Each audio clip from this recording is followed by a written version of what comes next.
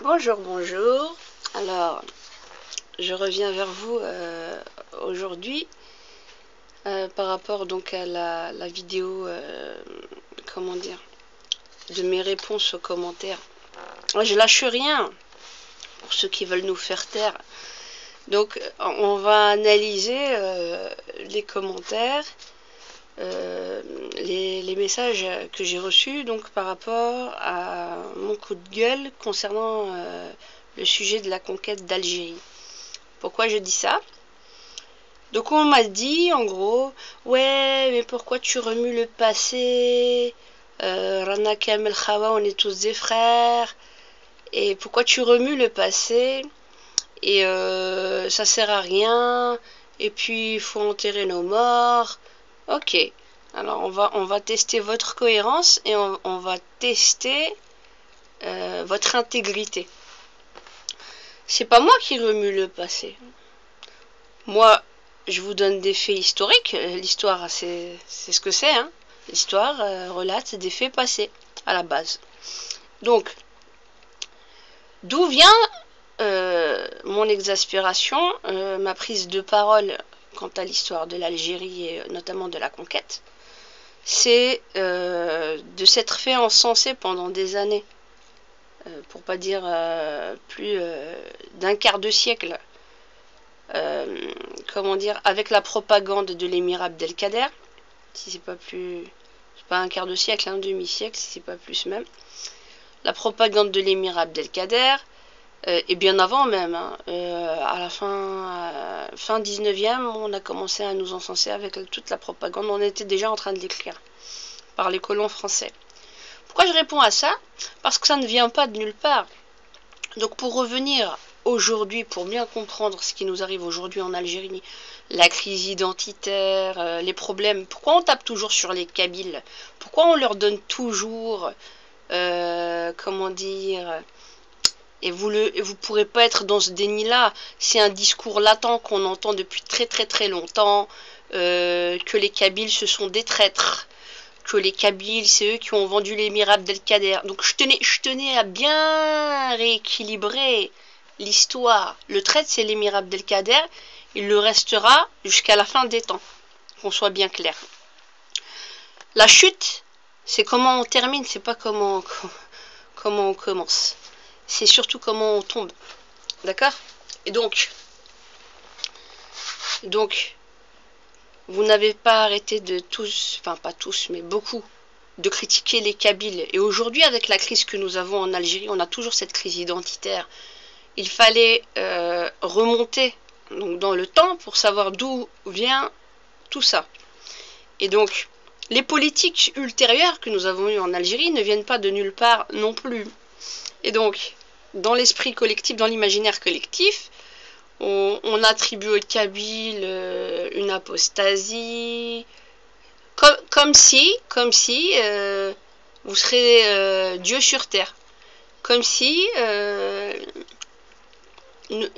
comment dire, on avait des vicaires en Algérie qui venaient tester la foi des gens. On est en pleine inquisition hein, dans tout le monde musulman. Or, c'est avoir nié la pluralité déjà, si je dois maintenant aller sur un aspect théologique, avoir nié la pluralité, la diversité et la liberté de chacun de croire ou de ne pas croire, de croire à sa manière et pas à la manière des gens qui cherchent tous à nous aligner les uns par rapport aux autres pour finalement jouer les maîtres sur nos consciences. Donc, alors, maintenant je m'adresse aux Algériens. On va tester votre cohérence.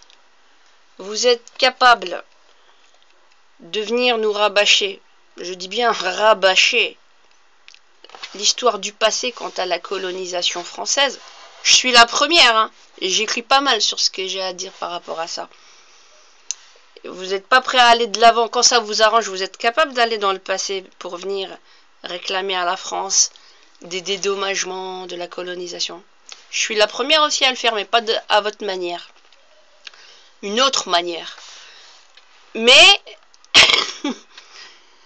pour pouvoir avoir colonisation, il faut déjà que nous ayons des traîtres au pays, l'ennemi intérieur. Et là, bizarrement, quand il s'agit maintenant de les montrer tous du doigt où est-ce qu'ils sont, où sont les vrais traîtres, là, bizarrement, on est tous des frères. Allez, arrête de rabâcher le passé. Qui continue à se mentir? Qui aime le mensonge? Qui se conforte dedans?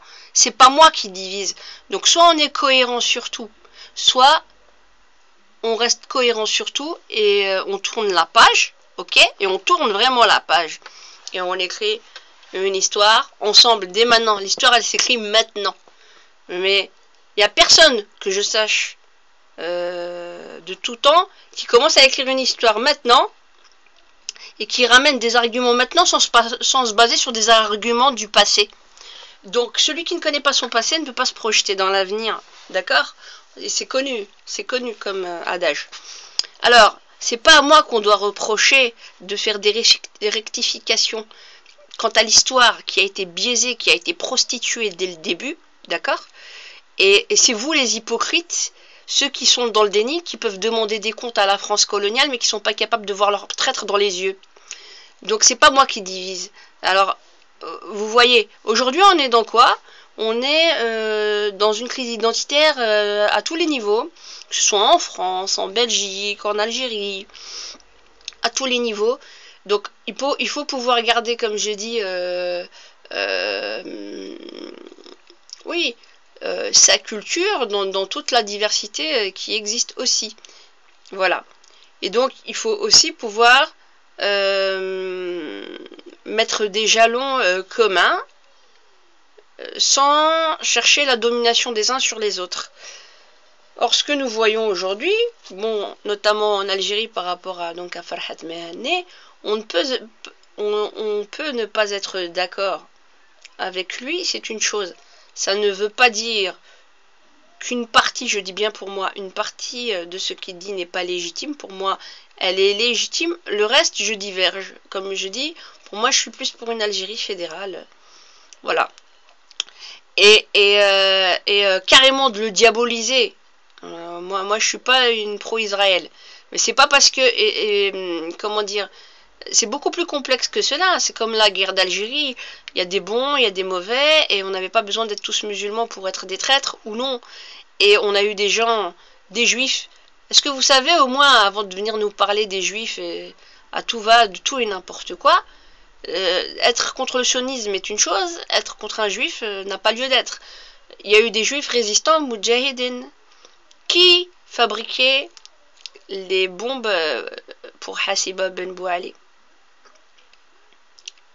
C'était Daniel Timsit. Voilà. Daniel Timsit, et vous pouvez le voir dans le livre Le temps des léopards de Yves Courrière de 1957. Voilà. Donc, renseignez-vous. Donc, si on est capable de croire qu'il peut y avoir des alliances de résistance, comment dire, au-delà de nos croyances, pour une cause juste, tout simplement, comment vous arrivez finalement à être binaire par rapport à Israël? C'est le piège de l'idéologie islamiste dans lequel nous sommes tous tombés et on est devenu complètement binaire. Critiquer la Knesset, Netanyahou, tous les sionistes du gouvernement est une chose, mais parmi en Israël, il y a aussi des gens qui veulent la paix et qui sont juifs et qui sont qui sont juifs et qui veulent la paix avec les Palestiniens et vivre en bonne intelligence et qui dénoncent eux-mêmes le gouvernement d'extrême droite qu'ils ont au plus haut de l'échelle étatique. Et donc on oublie aussi de faire le procès de certains Palestiniens finalement qui sont aussi vendus et traîtres que ceux qu'on accuse comme étant donc la force occupante, on est bien d'accord. Mais pour avoir été colonisé, il fallait aussi être colonisable. Il y a toujours un ennemi intérieur. Il ne me semble pas que Mahmoud Abbas soit finalement très apprécié parmi les rangs palestiniens. Et il y a des Palestiniens qui se trouvent entre l'entre-deux, entre le Hamas et Abbas, et ils sont pour ni l'un ni l'autre. Donc, être aussi binaire sous prétexte... Je suis pas d'accord avec le geste qu'il a fait, c'était un geste fort, on est d'accord, mais il y a quelque chose aussi auquel il faut pouvoir penser, c'est que si nous voulons de la stabilité dans le monde, je pense que la question israélo-palestinienne doit être réglée. Et elle doit être réglée par les Palestiniens, pas que par les Palestiniens, elle doit être réglée par tous les citoyens à travers le monde qui veulent plus de justice. Parce que tant que l'histoire israélo-palestinienne ne sera pas réglée, nous aurons toujours, dans tous les pays, que ce soit d'Europe et même ailleurs, une poudrière qui risque de nous sauter aux yeux, au visage. Pourquoi? Parce que finalement, c'est eux qui nous importent le conflit en Europe, au Maghreb. On n'a pas besoin de se déchirer pour ces gens-là. On peut, lutter pour une justice, oui, mais on ne doit pas s'entre-déchirer sur le territoire national pour autant. C'est nous qui devons être des locomotives, nous devons être dans le train de la paix, et ceux qui veulent la paix, c'est à eux de monter, c'est pas à nous de descendre du train. Voilà, j'espère que ça fera réfléchir du monde, et quant au déni, aux Algériens, je leur demanderai un petit peu d'être un peu cohérents. Voilà, quant à la question. Salam alaikum.